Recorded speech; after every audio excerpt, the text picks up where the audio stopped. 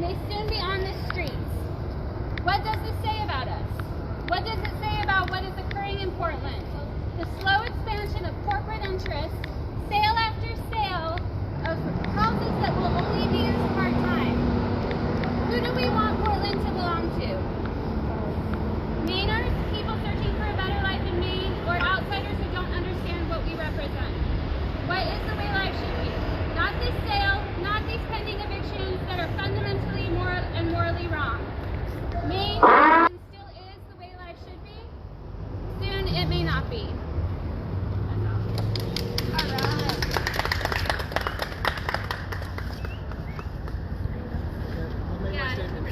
I'm just going to request no photos. I don't know if I can really do that, but... I don't know.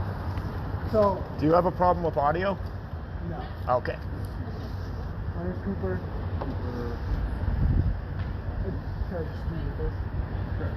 So, I'm beginning my third year studying music at USM, and I'm also enrolled in calculus and physics courses. I'm beginning my second year, commuting from Bayside Village as my place of residence to my school, USM. The reason why I signed a lease to live a second year at Bayside is that I found my stay comfortable, affordable, and happy. Bayside Village is not perfect, but the building in its current setup works well and shows potential to improve. My favorite part about Bayside Village is the diversity. I've grown up in Maine all my life, and in Bayside I have found myself in proximity with groups I never would have expected.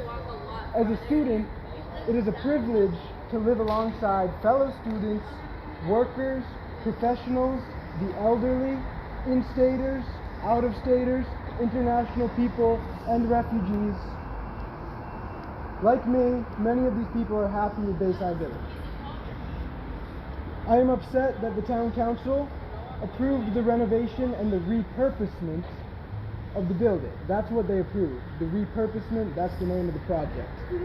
Because the reason I'm upset is because as a resident and as a student at USM, I believe the building is good the way it is and is best serving the interests of Greater Portland the way it is. I believe that for any owner to apply repurposement to the building while the current leases stand is possibly in violation of the current contracts. The contract lays out provisions for residents if construction takes place, but mentions nothing of repurposement. Additionally, the contract states that new owners are subject to all terms in the contract as of the July 2019 contract. I hope that the town council decides to revoke their approval of repurposement of the building, because I believe this is in the best interest of so many people in Portland. If they don't, it may appear that the owners can do what they want in alignment with the approval.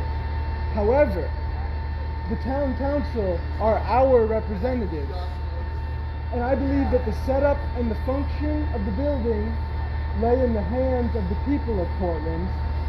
When the people of Portland speak up, it will be possible to induce the owner of the building to renegotiate a new contract, one which is inclusive of the diversity which takes place in the building and their need for affordable housing.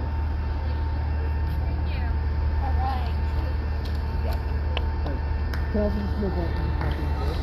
Like the building, right? As a contract between taxpayers. Yeah, so I did a quick video here. Basically what we're out here today is we're advocating the Bayside Village. Our city! Yeah, so this building that they're selling is the last affordable housing in this city. They're downsizing 400 units to 150 luxury condos, and this is something that keeps happening over and over again. And this may be the last place left where students, immigrants, and the working class can afford to have a roof over their head. So we're out here today. We're going to be appealing the decision to allow this to happen. to City Hall. Originally, this was done with a partnership between the universities and the city to guarantee that students could have housing they could afford. The current rents in this building are about $700 a month. They're going to be going up to a minimum of $1,300, which nobody can afford that lives there.